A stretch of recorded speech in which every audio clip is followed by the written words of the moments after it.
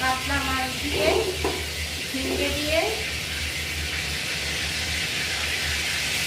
কাতলা মাছ দিয়ে ঝিঙ্গে দিয়ে কড়াইটা দেখা যাচ্ছে কি পাতলা করে গরমের মধ্যে একটা মাছগুলিকে ভালো করে দিয়ে ভেজে নিয়েছি। আর ঝিঙ্গেগুলিকে এরকম লম্বা লম্বা করে কেটে নিয়েছি। আলুগুলিকে একটু পাতলা পাতলা করে আর একটু সেদ্ধ করে নিয়েছি। এখনকার আলু বলে যে এগুলি ভালো আলু, কিন্তু শক্ত শক্ত ভাত হয়ে থাকে। তো পাতলা করে শুধু একটু ঝুল করবো, একটু কালো জিরে ফোড়ন দিচ্ছি। পাতলা করে ঝুল করলে কালো জিরে ফোড়নটা না দিলে ভালো লাগে না।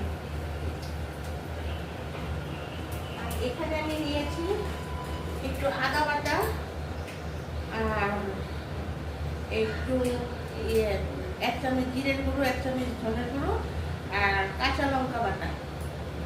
আর যদি তোমরা মনে করো একটু একটু পাস্তার মধ্যে একটু ঝাল খাবে তাহলে একটু গুঁড়ো লঙ্কা দিতে পারো। সেটা দিয়ে যায় ইচ্ছে মতো, স্বাদ মতো নুন, হলুদ। তেলটা গরম হয়ে গেছে, আমি এখন মশলাটা দিয়ে দিয়েছি।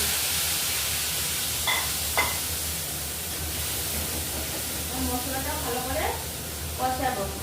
মশলাটা আমি কষাতে কষাতে তোমরা আমাকে প্লিজ একটা সাবস্ক্রাইব করে দাও।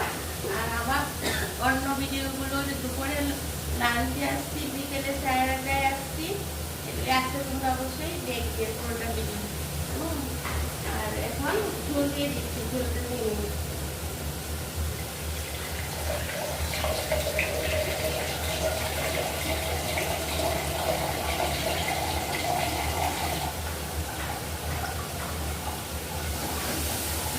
মশলাটা কষানোর পর ভেজার মতো করে ঝোলটা দেবে, যে একটু তো ঝুলঝুলি ভালো লাগবে, সেটা পাতলা ঝুলি একটু বলে দিয়ে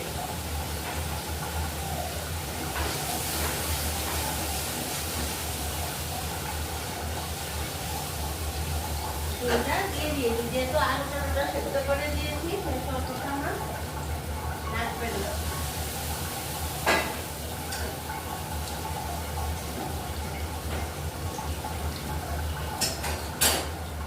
আমি দিয়ে দিয়েছি। তো তোমরা এখন ঝোলটা হয়ে যাচ্ছে, ঝোলটা একটু ফুটে উঠলেই আমি তোমাদেরকে নামিয়ে এখনই দেখিয়ে দিচ্ছি। তোমরা তো বুঝেছো কি দিয়েছি, একটু আদা বাটা আর কাঁচা লঙ্কা আর জিরে। আর এখানে আমার 8 পিস মাছ আছে, আমি 1 চামচ জিরে 1 চামচ ধনে দিয়েছি বড় চামচে, আর কালো জিরে ফোড়ন দিয়েছি, আর একটু আদা বাটা দিয়েছি, আর কিছু দিইনি। আর